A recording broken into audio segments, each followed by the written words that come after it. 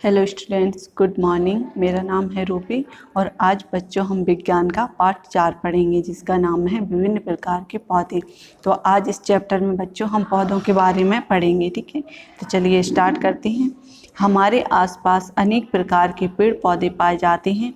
कुछ पौधे मैदानों में उगते हैं तो कुछ पहाड़ों पर। कुछ पौधे मरुस्थल में उगते हैं। मरुस्थल मीन्स होता है बच्चों जहाँ की भूमि उपजाऊ नहीं होती है, उसको हम मरुस्थल बोलते हैं। जैसे कि हमारे राजस्थान का जो रेगिस्तान है उसको हम मरुस्थल बोलते हैं, ठीक है। तो कुछ पौधे दलदल में, तो कुछ पौधे कहाँ उगते हैं? दलदल में। इन सभी पौधों का आकार व प्रकार वहाँ उपस्थित जलवायु तथा धरातल पर निर्भर करता है, जिस कारण सभी स्थानों के पौधों में भिन्नता दिखाई देती है। तो बच्चों, हमारे देश की जो धरातल है वो हर जगह एक जैसा नहीं है, समतल नहीं है। कहीं पहाड़ी स्थान है तो कहीं समतल है, ठीक है। तो कहीं पर मरुस्थल है तो कहीं पर दलदल वाली भूमि है। तो उसी के अनुसार हमारे जो पौधे होते हैं वो उनमें भिन्नता पाई जाती है, ठीक है। तो इसमें हम मैदानी पौधे, मरुस्थलीय पौधे, दलदलीय पौधे और इस प्रकार के पहाड़ी पौधे, ठीक है। इन 4 प्रकार के पौधों के बारे में हम डिटेल्स में पढ़ेंगे, ठीक है बच्चों।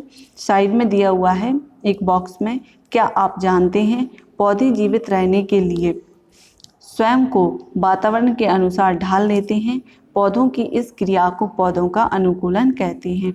तो बच्चों, जो पौधे होते हैं वो अपने आप को कैसे, जहाँ जैसा वातावरण होता है उसके अनुसार ढाल लेते हैं। जैसे कहीं बहुत ज़्यादा गर्मी है, कहीं पर बहुत ज़्यादा ठंड है, कहीं का मौसम सामान्य है, तो जो पौधे होते हैं वो अपने आप को उसी मौसम के अनुकूल ढाल लेते हैं, ठीक है। सबसे पहले हम पढ़ेंगे मैदानी पौधे, ठीक है। तो मैदानी पौधों के बारे में हम डिटेल्स में पढ़ते हैं बच्चों। चलिए स्टार्ट करते हैं। मैदानी भागों में उगने वाले पौधे मैदानी पौधे कहलाते हैं। इन पौधों में अनेक शाखाएं तथा घनी पत्तियां होती हैं। इन पौधों का तना लंबा व मजबूत होता है। शरद ऋतु में ये पौधे अपनी पत्तियां गिरा देते हैं। शरद ऋतु का मतलब होता है बच्चों सर्दियों का मौसम, ठीक है। जब सर्दियां पड़ती हैं तब ये अपनी पत्तियां गिरा देती हैं। इस क्रिया को पतझड़ कहते हैं। पतझड़ मीन पत्तों का झड़ना, ठीक है। इस क्रिया को क्या कहते हैं? पतझड़। बसंत ऋतु में इन पर फिर से पत्तियां आ जाती हैं। बसंत ऋतु मीन्स वर्षा वाला मौसम, जब बारिश होती है तो इन पर नई पत्तियां आ जाती हैं। आम, जामुन, शीशम, बरगद, पीपल, नीम, सहतूत, खजूर आदि मैदानी भागों के पौधे हैं। तो बच्चों, आम का पेड़, जामुन, शीशम, बरगद, पीपल, नीम, सहतूत, खजूर, ये सब आप सभी ने भी देखे होंगे क्योंकि ये हमारे तरफ उगते हैं, ठीक है बच्चों। ये इस प्रकार से ये जो पौधे हैं ये हमारे क्या होते हैं? मैदानी पौधे होते हैं, ठीक है। और ये आपने और हमने सभी ने देखे हैं क्योंकि हमारा जो क्षेत्र है वो किस प्रकार से है? मैदानी क्षेत्र है, ठीक है बच्चों। आगे चलते हैं। यहाँ साइड में एक बॉक्स दिया हुआ है, क्या आप जानते हैं कुछ पौधों की उत्पत्ति पौधों के अन्य भागों जैसे जड़, फूल व तने से भी होती है। उदाहरण मनी प्लांट, ठीक है। तो जो कुछ पौधे हैं उनकी उत्पत्ति कहाँ से होती है बच्चों? जड़, फूल व तने से भी हो जाती है। इनकी जड़ें हम लगा दें, फूल लगा दें, तने लगा दें, तब भी ये पौधे पलग आते हैं, ठीक है। और इसमें उदाहरण में दिया हुआ है मनी प्लांट। आगे चलते हैं, अगला पढ़ते हैं पर्वतीय पौधे। तो बच्चों, यहाँ पर हम पर्वतीय पौधों के बारे में डिटेल में पढ़ेंगे, ठीक है। तो चलिए स्टार्ट करते हैं। पहाड़ों पर उगने वाले पौधे पर्वतीय पौधे कहलाते हैं। ये पौधे अधिक लंबे और सीधे होते हैं तथा इनके उगने के लिए कम ताप की आवश्यकता होती है। इन पौधों में अत्यधिक ठंड सहन करने की क्षमता होती है। बच्चों, जो पहाड़ी क्षेत्र होता है उसका मौसम ठंडा होता है, यहाँ पर बर्फ़ गिरती रहती है, ठीक है। तो इन पौधों को भी उगने के लिए बहुत कम ताप की आवश्यकता होती है। और जो अत्यधिक बर्फ़ गिर रही है तो वहाँ पर बहुत ज़्यादा ठंड होगी, उस ठंड करने की इनमें क्षमता होती है, ठीक है। इनकी पत्तियाँ नुकीली होती हैं। ये बर्फ़ को आसानी से नीचे गिरा देती हैं। ये पौधे अपनी पत्तियाँ कभी नहीं गिराते।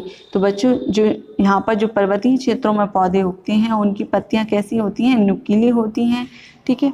और ये अपनी जो पत्तियाँ हैं वो कभी नहीं गिराते हैं। तो इनको क्या बोलते हैं बच्चों, जो पर्वतीय पौधे होते हैं उनको हम सदाबहार वृक्ष कहते हैं, ठीक है। तो चलिए आगे चलते हैं नेक्स्ट पेज पर। ये पौधे अपनी पत्तियां कभी नहीं गिराते, इसलिए इन्हें सदाबहार वृक्ष भी कहते हैं। चीड़, देवदार, साइकस, फर, स्प्रूस, सैडार, ओक आदि पर्वतीय पौधे हैं। अधिकांश पर्वतीय पौधे पर फूलों के स्थान पर शंकु, कोष्ठक में दिया हुआ है कौन, पाए जाते हैं, जिस कारण इन्हें शंकुधारी या कॉनिफर्म भी कहते हैं।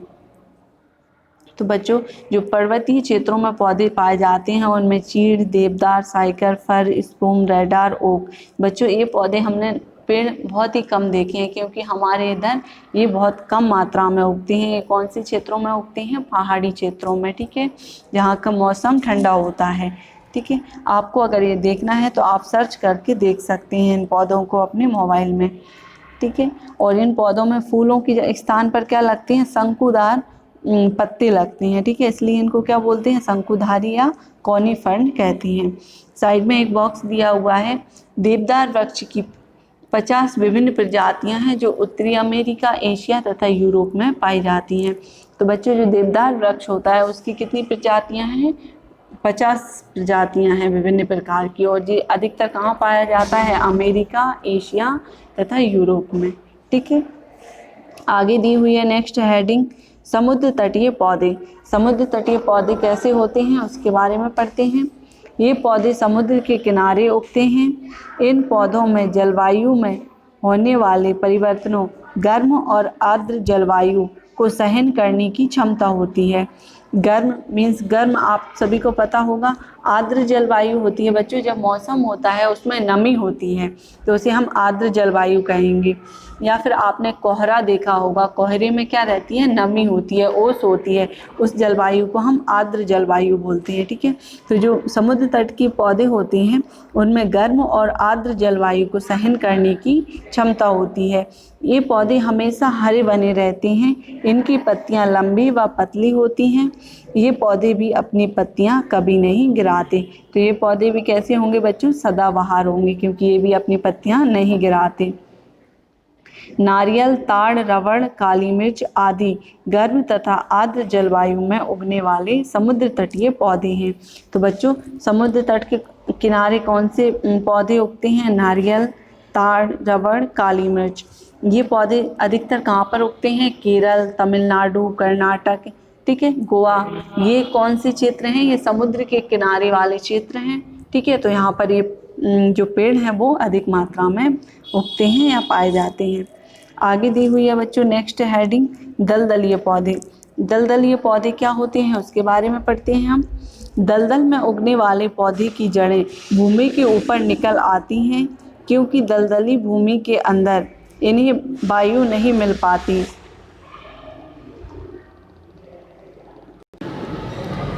इन जड़ों को श्वसन मूल कहते हैं। ये जड़ें श्वसन के लिए वायु सोखने का काम करती हैं। दलदल में उगने वाले पौधों को मैनग्रोव भी कहा जाता है। राइजोफोरा दलदल में उगने वाला पौधा है। तो बच्चों जो दलदली पौधे होते हैं जो दलदल में उगते हैं उनकी जड़ें क्या बाहर की ओर निकल आती हैं क्योंकि दलदल में अंदर उन्हें ऑक्सीजन नहीं मिलती है जिसके कारण वो सांस नहीं ले पाती हैं और वो बाहर की ओर निकल आती हैं, ठीक है। इस क्रिया को क्या बोलते हैं, श्वसन मूल कहते हैं, ठीक है। और जो जड़ें होती हैं वो क्या करती हैं, वायु सोखने का काम करती हैं, ठीक है। तो जो दलदल में उगने वाले पौधे होते हैं उनको हम मैनग्रोव बोलते हैं। और एक राइजोफोरा नाम का पौधा है वो भी कहाँ उगता है, दलदल में उगता है, ठीक है। और ये पौधे सबसे ज़्यादा पाए जाते हैं पश्चिम बंगाल में गंगा और ब्रह्मपुत्र के डेल्टा पर, ठीक है। इसको हम सुंदरबन का डेल्टा भी बोलते हैं। यहाँ पर ये दलदली पौधे बहुत मात्रा में पाए जाते हैं, ठीक है बच्चों। आगे दिया हुआ है नेक्स्ट हेडिंग, मरुस्थलीय पौधे। तो मरुस्थलीय पौधे क्या होते हैं बच्चों, आज हम उसके बारे में यहाँ पढ़ेंगे। मरुस्थल मीन्स होता है जहाँ की भूमि उपजाऊ नहीं होती है, बहुत कम बारिश होती है और कैसी होती है, रेतीली भूमि होती है। यहाँ पर रेत की मात्रा अधिक होती है। तो इस भूमि में किस प्रकार के पौधे उगते हैं उसके बारे में हम पढ़ते हैं। शुष्क तथा रेतीले स्थानों पर उगने वाले पौधे मरुस्थलीय या रेगिस्तानी पौधे कहलाते हैं। तो बच्चों जो शुष्क, गर्म तथा रेतीले स्थान पर जब उगते हैं, जहाँ पर रेत होती है, उन पौधों को हम क्या बोलते हैं? मरुस्थलीय या रेगिस्तानी पौधे कहते हैं। मरुस्थलीय पौधों में शाखाएं कम होती हैं, इनका तना हरा और गूदेदार होता है। ऐसे पौधे कम जल से ही अपनी सभी क्रियाएं पूरी कर लेते हैं। जल की कमी के कारण ही इन पौधों की पत्तियां कांटे का रूप धारण कर लेती हैं। बबूल, कीकर, नागफनी आदि मरुस्थलीय पौधे होते हैं। तो बच्चों जो मरुस्थल में पौधे उगते हैं वो कैसे होते हैं? शाखाएं नहीं होती हैं उनमें, ठीक है, अकेला तना होता है जो कि हरा होता है और गूदेदार होता है। और इसकी गर्मी के कारण इनकी जो पत्तियां होती हैं वो किसका रूप धारण कर लेती हैं? कांटों का। जैसे कि हमारे पास डायग्राम में दिया हुआ है जो नागफनी है, इसमें जो कांटे दिख रहे हैं वो क्या होती हैं? पत्ती होती हैं जो किसका रूप धारण कर लेती हैं? कांटों का। ठीक है, तो सबसे ज़्यादा मरुस्थल में कौन से पौधे उगते हैं? बबूल, कीकर, नागफनी। ठीक है, इनके लिए बहुत कम पानी की आवश्यकता होती है और ये उस मौसम के अनुसार अपने आप को ढाल लेते हैं। ठीक है बच्चों, आगे चलते हैं। नेक्स्ट हेडिंग दी हुई है जलप्लापी पौधे। जलप्लापी पौधे क्या होते हैं बच्चों? उसके बारे में पढ़ते हैं हम।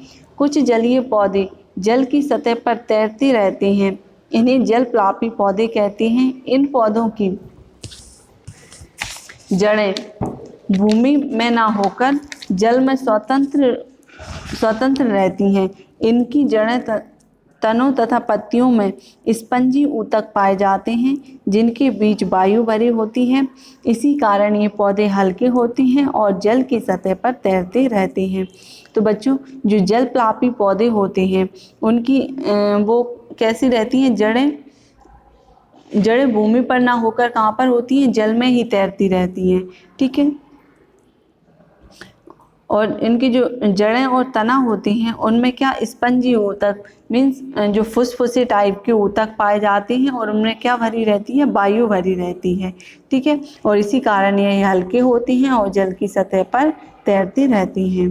और इसमें उदाहरण है काई, जलकुंभी, सिंघाड़ा, हायसिंथ आदि जलप्लापी पौधे हैं।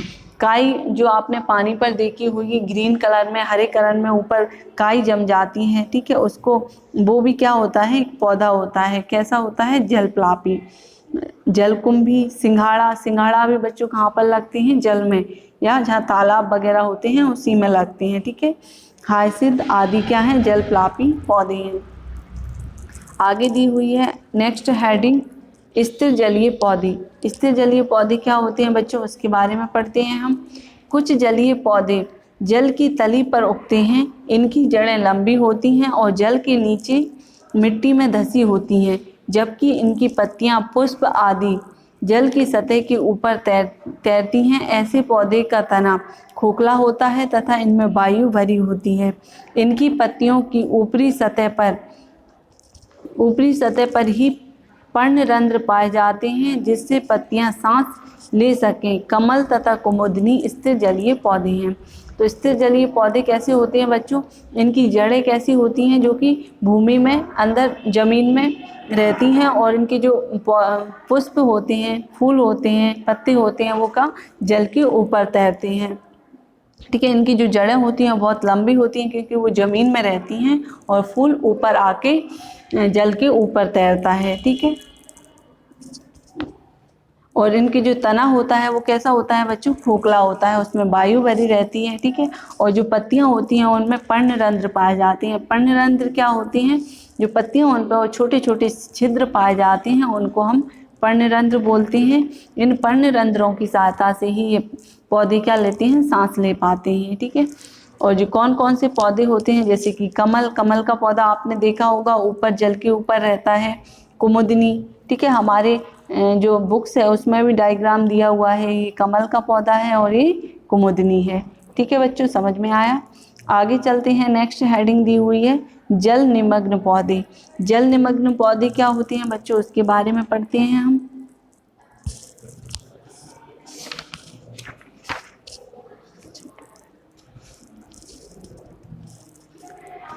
कुछ जलीय पौधे पूरी तरह जल के अंदर डूबे रहते हैं। इन पौधों की पत्तियां लंबी व फीते जैसी होती हैं। इनकी पत्तियों पर पर्णरंध्र नहीं होते। ये पौधे जल में घुली ऑक्सीजन से सांस लेते हैं तथा जल को स्वच्छ रखने में सहायक होते हैं। यही कारण है कि इन्हें मछली घर में भी उगाया जाता है। हाइड्रेला, बेलिसनेरिया, टैपग्रास आदि जल निमग्न पौधे हैं। तो बच्चों, जो जल निमग्न पौधे होते हैं उनकी जड़ें भी पानी के अंदर होती हैं और फूल पत्तियां भी पानी के अंदर होती हैं, ठीक है। और इन पौधों में क्या नहीं पाए जाते? पर्णरंध्र नहीं पाए जाते हैं। तो ये सांस कहाँ से लेते हैं? सांस जल में जो ऑक्सीजन घुली रहती है उसी से ये सांस लेते हैं। और ये क्या काम करती हैं? ये पानी को स्वच्छ या साफ करने का काम करती हैं, ठीक है। इसी कारण इनको कहाँ पर उगाया जाता है? मछली घरों में भी उगाया जाता है, क्योंकि ये पानी को स्वच्छ करते हैं। हाइड्रेला, बेलिसनेरिया, टैपग्रास आदि क्या हैं? जल निमग्न पौधे हैं, ठीक है बच्चों। समझ में आया? आगे दिया हुआ है आपने क्या सीखा। अभी तक हमने जो पढ़ा उसमें क्या सीखा, उससे रिलेटेड हमसे कुछ क्वेश्चन पूछे गए हैं, प्रश्न पूछे गए हैं। तो देखते हैं बच्चों। पहला प्रश्न है, पौधे स्वयं को किसके अनुसार ढालते हैं? तो जो पौधे होते हैं बच्चों, वो अपने आप को स्वयं को किसके अनुसार ढालते हैं? वातावरण। तो इसका आंसर होगा वातावरण। दूसरे नंबर पर दूसरा प्रश्न दिया हुआ है, मैदानी पौधे अपनी पत्तियां कब गिराते हैं? तो इसका उत्तर होगा बच्चों शरद ऋतु में। जो मैदानी पौधे होते हैं वो अपनी पत्तियां शरद ऋतु में गिराते हैं। तीसरा प्रश्न है, पहाड़ों पर उगने वाले पौधों को क्या कहते हैं? तो जो पहाड़ों पर उगते हैं उन पौधों को बच्चों हम पर्वतीय पौधे कहते हैं। तो इसका उत्तर होगा पर्वतीय पौधे। दलदल में उगने वाले पौधों को क्या कहते हैं? दलदल में जो पौधे उगते हैं उनको हम बच्चों मैनग्रोव बोलते हैं, ठीक है। समझ में आया? आगे चलते हैं नेक्स्ट पेज पर। परजीवी पौधे, ठीक है। अगली हेडिंग क्या है हमारी? परजीवी पौधे। कुछ पौधे दूसरे पौधों के ऊपर उगते हैं। इन पौधों में भोजन बनाने के लिए आवश्यक तत्व पर्णहरित या क्लोरोफिल नहीं होता। ये अपना भोजन स्वयं नहीं बनाते। ये जिस पौधे पर उगते हैं उसी से अपना भोजन प्राप्त करते हैं। ऐसे पौधे परजीवी पौधे कहलाते हैं। इन पौधों में दूसरे पौधों से भोजन प्राप्त करने के लिए विशेष प्रकार की जड़ें पाई जाती हैं, जिन्हें चूसक कहते हैं। अमरवेल, फफूंदी, कुकुरमुत्ता परजीवी पौधों के उदाहरण हैं।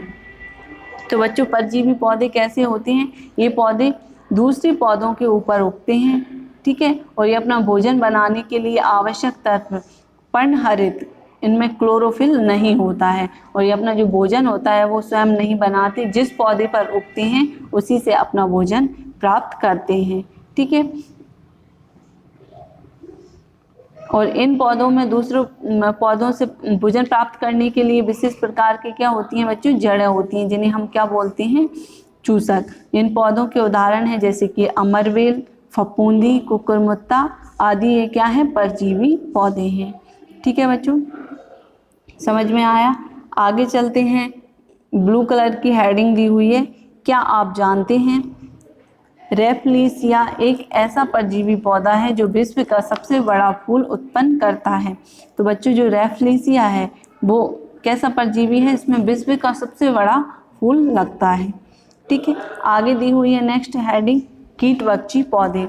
कीटवक्षी पौधे क्या होते हैं बच्चों? उसके बारे में जानते हैं। कीटवक्षी पौधे नाइट्रोजन की कमी वाले स्थानों पर उगते हैं। ये पौधे नाइट्रोजन की कमी को पूरा करने के लिए कीटों को अपना भोजन बनाते हैं। इन पौधों में कीटों को पकड़ने के लिए विशेष प्रकार के अंग पाए जाते हैं। घनपर्णी पौधे की पत्तियां घड़े के आकार की होती हैं। जब भी कोई कीट इस पर बैठता है तो वह इसमें फंस जाता है तथा बाहर नहीं निकल पाता है। वीनस फ्लाई ट्रैप में पत्तियां चिपचिपी तथा कांटेदार होती हैं, जो कीटों के बैठते ही बंद हो जाती हैं। तो बच्चों, जो कीटवक्षी पौधे होते हैं वो कहाँ पर उगते हैं? जहाँ नाइट्रोजन की कमी हो, और वो नाइट्रोजन की कमी को पूरा करने के लिए कीटों को खाते हैं, ठीक है। इन पौधों को कीटों को पकड़ने के लिए विशेष प्रकार का अंग होता है, ठीक है। जो और एक पौधा होता है घटपर्णी, जिसकी पत्तियां कैसी होती हैं बच्चों, घड़े के आकार की होती हैं। यहाँ पर हमारे डायग्राम में ये दिख रहा है, ये क्या है, घटपर्णी है। इसकी जो पत्तियां हैं किस प्रकार की दिख रही हैं बच्चों, एक घड़े के आकार की, ठीक है, घड़े के आकार की होती हैं। जब भी कोई कीट इस पर बैठता है तो वह इसमें फंस जाता है तथा बाहर नहीं निकल पाता है, ठीक है बच्चों। और एक और पौधा होता है वीनस फ्लाइज ट्रैप, जिसकी पत्तियां कैसी होती हैं, चिपचिपी तथा कांटेदार होती हैं, जो कीटों के बैठते ही बंद हो जाती हैं। ठीक है बच्चों, समझ में आया कीटभक्षी पौधे क्या होते हैं।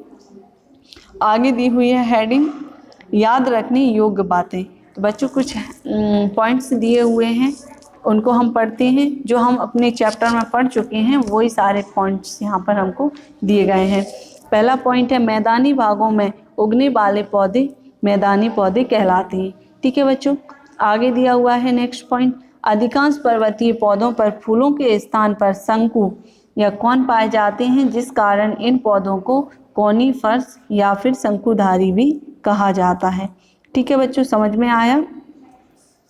जो पर्वतीय पौधे होते हैं उनमें फूलों के स्थान पर क्या, शंकुदार जो पत्तियां पाई जाती हैं, इसी कारण इनको कॉनीफर या फिर शंकुधारी पौधे कहती हैं। अगला पॉइंट दिया हुआ है, राइजोफोरा दलदल में उगने वाला पौधा है, ठीक है बच्चों। राइजोफोरा, मैंग्रोव, ये क्या है, दलदलीय पौधे हैं। अगला पॉइंट दिया हुआ है, नारियल, ताड़, रबड़, काली मिर्च,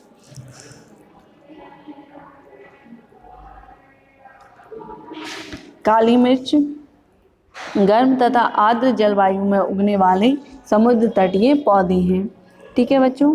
आगे दिया हुआ है नेक्स्ट पॉइंट, शुष्क तथा रेतीले स्थानों पर उगने वाले पौधे मरुस्थलीय या रेगिस्तानी पौधे कहलाते हैं। शुष्क मीन्स होता है बच्चों गर्म, रेतीले का मतलब होता है जहाँ रेत की मात्रा अधिक हो। तो शुष्क तथा रेतीले स्थानों पर उगने वाले पौधे कैसे पौधे होते हैं, मरुस्थलीय या रेगिस्तानी। अगला पॉइंट दिया हुआ है, कुछ जलीय पौधे जल की सतह पर तैरते रहते हैं, इन्हें जलप्लापी पौधे कहते हैं। आगे अगला पॉइंट दिया हुआ है बच्चों, नेक्स्ट पेज पर देखेंगे, हाइड्रेला, बेलिस्नेरिया, टैपग्रास आदि जल निमग्न पौधे हैं।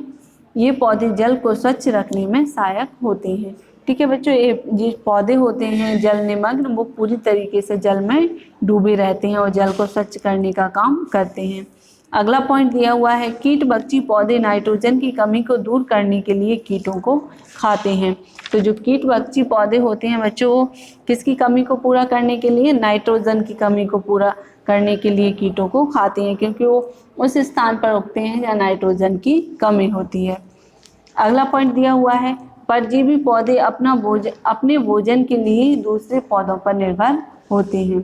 तो जो परजीवी पौधे होते हैं, ठीक है, जैसे कि कुकुरमुत्ता, अमर, मेल, फफूंदी, ये अपने भोजन के लिए किस पर निर्भर होते हैं, दूसरे पौधों पर, और दूसरे पौधों पर ही उगते हैं, ठीक है बच्चों, समझ में आया। यहाँ पर हमारा ये पूरा पार्ट कंप्लीट होता है, ठीक है, पूरा होता है। आज हम इस वीडियो में इतना ही पढ़ेंगे, ठीक है। नेक्स्ट वीडियो में इसके हम अभ्यास प्रश्न सॉल्व करेंगे, ठीक है बच्चों। आप जब तक इस वीडियो को अच्छे से देखना, एक बार और चैप्टर को अच्छे से पढ़ना, ठीक है। फिर भी अगर कुछ समझ नहीं आता है तो आप हमको कमेंट्स करके बता सकते हैं। अगली वीडियो में हम इसके अभ्यास प्रश्नों को सॉल्व करेंगे। तब तक के लिए थैंक यू।